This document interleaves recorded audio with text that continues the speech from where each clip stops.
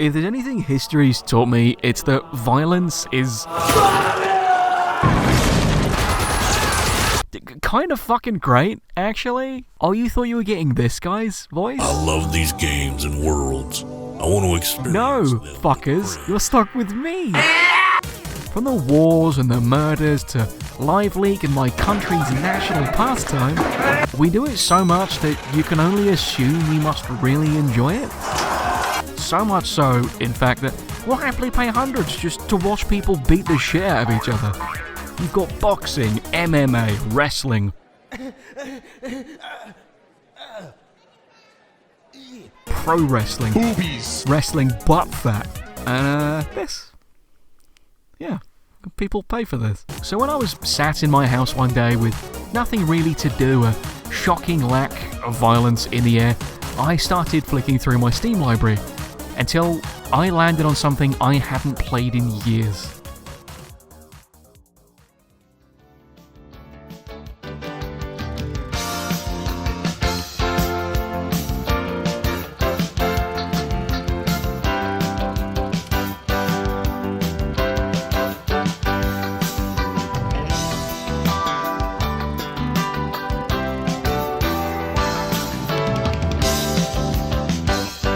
Do you like traveling to new and exciting places? The feeling of adventure, meeting people from different cultures and... If you like that last part specifically, then oh, do I have the game for you. Dying Light, or as it's more widely known, I guess, the Kick the Zombie Gang, is a first-person action-adventure game. It's also horror, but that's in big air quotes because it is not very spooky. Fucking jeans in my mouth! Fuck! Now, some of you might remember a very similar game called Dead Island with best boy Sam B. Or at least the trailer. You know the one. Girl bites her dad, falls out a window. It made Jeff go, alright, fuck this. I'm not watching that. It was a fucking lie. They were both developed by the same company, Techland. Dead Island and its sequel released in 2011 and 2013 respectively, followed by Dying Light in 2015. And honestly, the difference is yours. Please. Dying Light has the addition of parkour with numerous quality of life improvements and just far higher production value in general, while Dead Island was shit. In the best way. Play it with your friends, you'll know exactly what I mean. Story! I don't know how to do good segue. Welcome to the fictional Turkish city of Harran. That's also a real Turkish city, but not this one. Parkour is already a challenge, this might make it a bit harder. You play as White Man, an agent working for the Global Relief Effort, or GRE. White Man is airdropped into a quarantined Harran amid a zombie outbreak. It's up to White Man to track down a rogue GRE agent and retrieve a file stolen by him. White Man meets up with a group of survivors operating out of a block of flats they call the Tower. It's just poo. Not the worst poo. I could sit here and break down why the story and the characters are bad or dumb, but there's only so much that you can say about something that's this aggressively mediocre. There's only 2 points actually worth mentioning. First is Reece. He is so bad he's good. He spends the entirety of the campaign talking shit about chaos and being a man. A man who follows someone else's rules is no man at all. He does it so much that White Man just starts telling him to shut the fuck up. You just shut the fuck up! And the second is Ezgi. Are you crazy? We're going to. I can't go back now. I don't know. You would make everything wishing. Ezgi can go fuck herself.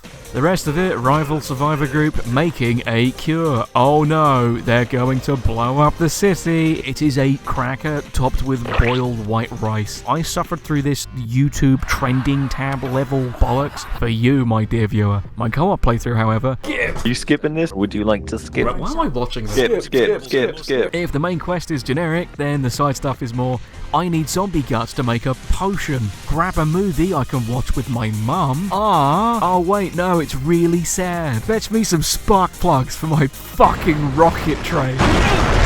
Yes, they're mostly fetch quests, but framing is fun. Some of the more straight-up fetch quests actually do have minor impacts on the world. Two I noticed were a guy who wanted me to fetch some gardening books, and an engineer who needed some strong UV lights to set up some proper defenses. After finishing these quests, there's a little garden and some new defenses that will appear at your main base. These little details are a really nice touch. Now, luckily, Dying Light remedies this simple quest design by letting you do two very specific things, okay? First is parkour, office clip. You can climb pretty much anything, jump off zombies' heads, slide under them, there's a grappling hook. There's a grappling hook. It helps too that Haran's designed in this way that makes it extremely fun to make your way around.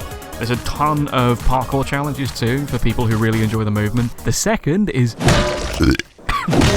violence. So I have something that my friends and relatives like to refer to as Unga Bunga Brain. And yeah, I mean, they're basically right. Head. Whatever the most bashy, Unga bunga. fucking piss brain playstyle is. That's racism. That's racism. Oh my god. It's probably gonna want to play, yeah? No. And in Dying Light, there is only one true playstyle. It's piss brain. Swing stuff, throw stuff, blow stuff up, kick a guy off a building, perform some Q control.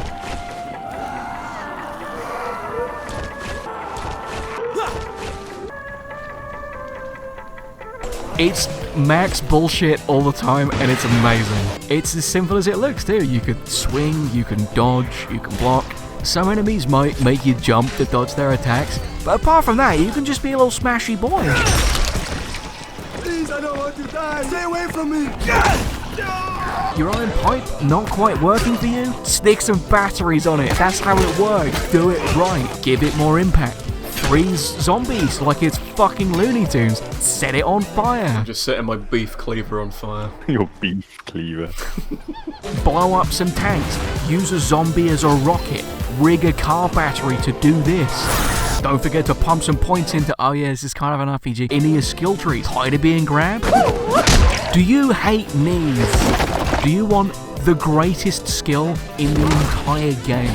I have played this game for 170 hours. I'm a virgin. And I can safely say that at least 20 of those consisted entirely of dropkicks. My brain is barely capable of maintaining my own consciousness. Look at all the crawly boys. Look, he's so upset. The combat's really good, I like it. That is, unless you have one other thing. You see, as great as the combat is, it's very easily undermined. All you really need is gun. Gun's good. Gun's really good. And our resident active shooter is this man. Have you ever thought about moving to America, Luke? What's that? Competition killer splitter. Why don't you have my gun ready? Fuck you. You can take down basically anything with 1 or 2 shots to the head, except the big boys. But guns do have a downside. Gun is loud, and firing a single bullet in this game attracts virals. These guys. Virals are Brad Pitt zombies. They can run, they're all scrambly and shit. Oh, fuck off! Virals are meant to deter you from using guns too often. But here's the problem. Allow me to demonstrate. Now, as you can see, the virals are on their way, and very deterring. I am deterred. And when ammo is this cheap, there's basically nothing stopping you from being the best active shooter you can be. Oh god. Unless, of course, you're lucky enough to play during certain community events, like your boy.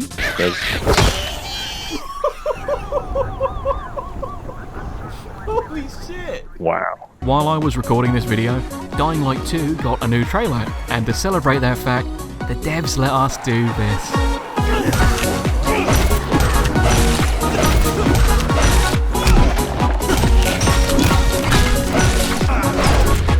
Yeah!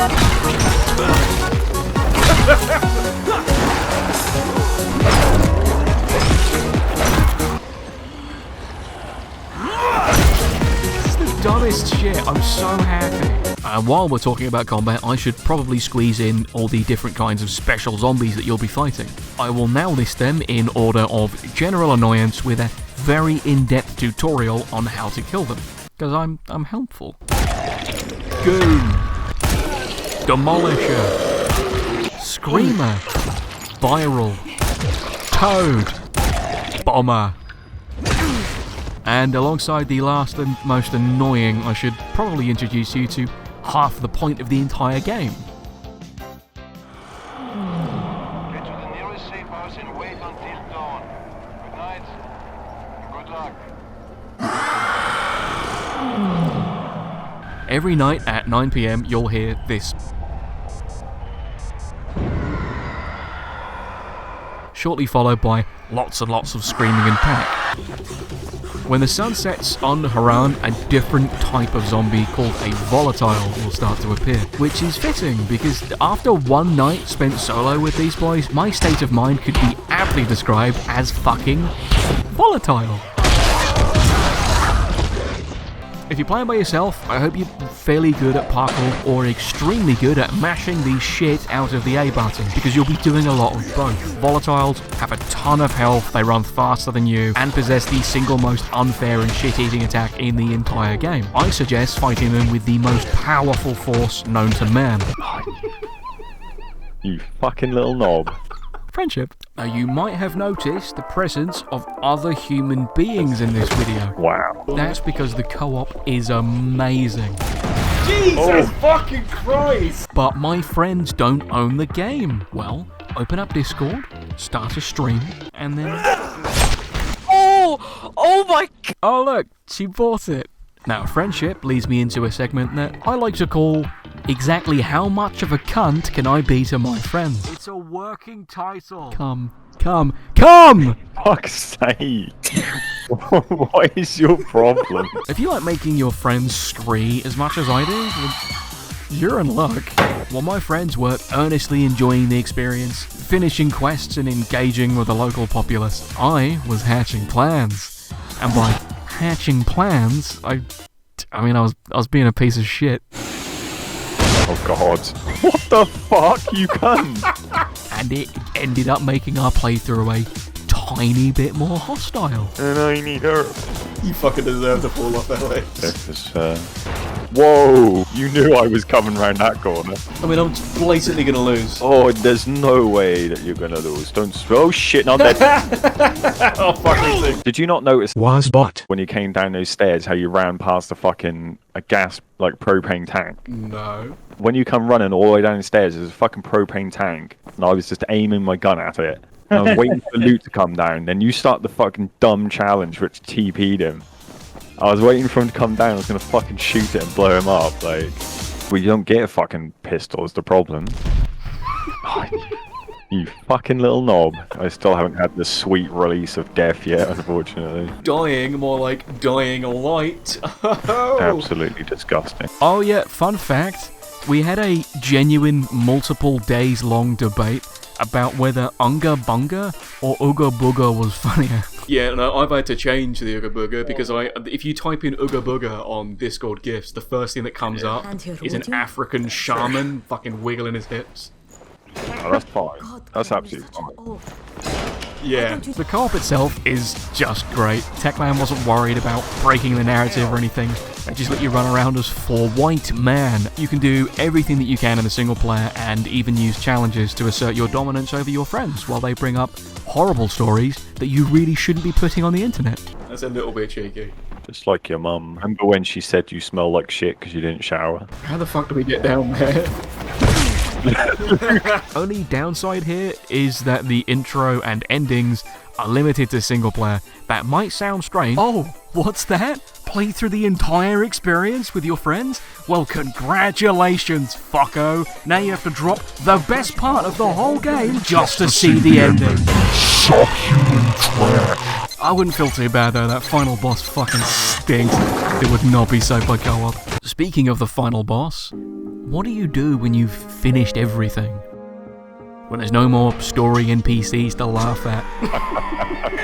Why? No new vistas to appease your devolving primate brain. What have I told you that white man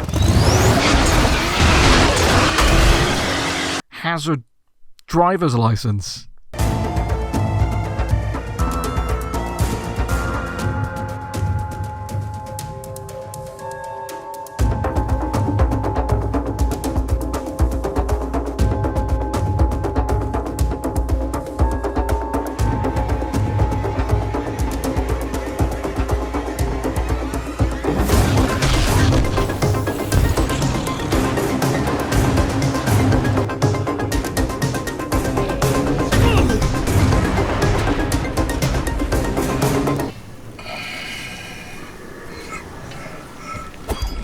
The following is a major expansion that continues Dying Light's main story. It features a new, more rural map. You get a car that does this. I use it to save people. There's some new weapons like the crossbow and... Father, please. Can't we talk about this? No. Fine. Fine. Eski. I don't care. This is terrible. The story is about as thrilling as the base games, but it's a pretty good length, about 10 hours. That's not including the side quests either, some of which are actually pretty good. You see, they know. I'm the big guy. I've made a mistake. My personal favourite is the one where Eski fucking leaves. Is Eski there? Is she alright? Didn't make it. Really? Praise the mother, Kyle. Praise her name.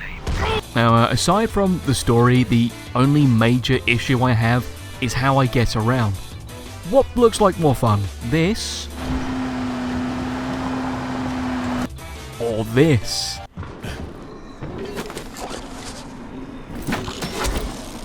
If you chose this, congratulations, you have my respect. It's a fucking grappling hook. Doesn't mean to say that driving is bad though. It's just not the best. As you can see, with my new carefully devised grenades-only playstyle, I will accept nothing less. On top of a lack of parkour opportunities in the open world, the parkour challenges have also been swapped out for driving challenges, and they're...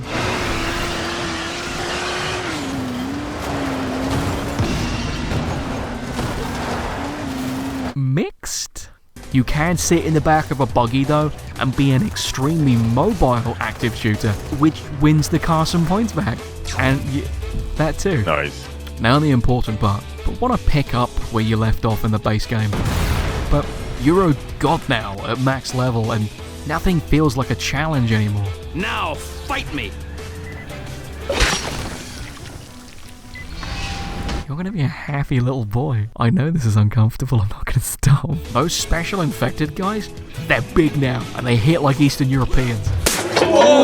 If you're struggling, just remember that throwing your weapons triples their damage output.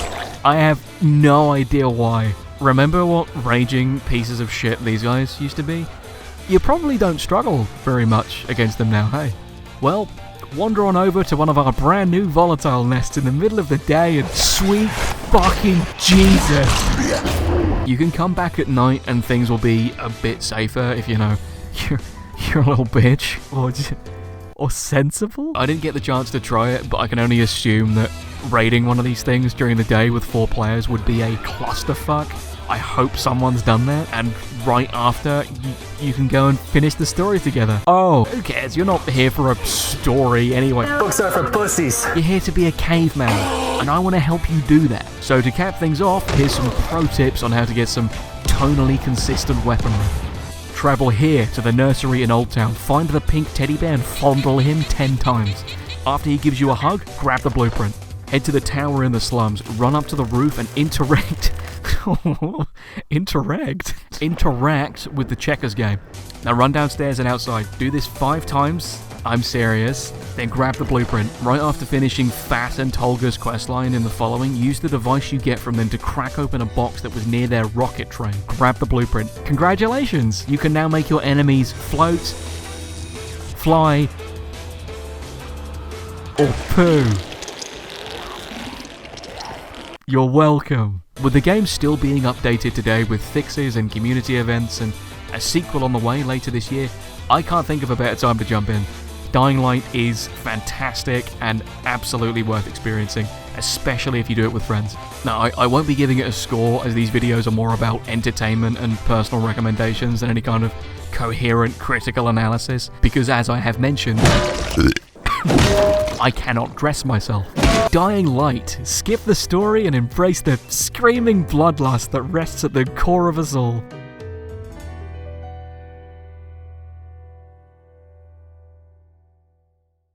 So it's been a while, and anyone who still cares is probably waiting for a nutshell video, which is precisely why I made something completely different. Yay! Fuck me, right? Yeah, after half a year of this... Imagine, right? Just hear me out here. You upload consistently. I just had to make something, and I decided to experiment a bit. I hope you liked it. If you have any feedback, or perhaps a violent death threat, please leave it in the comments, as I'd love to read it. Hey, I can't wait for Dying Light 2. I hear Chris Avalon's writing the stuff. Oh, for fuck's sake.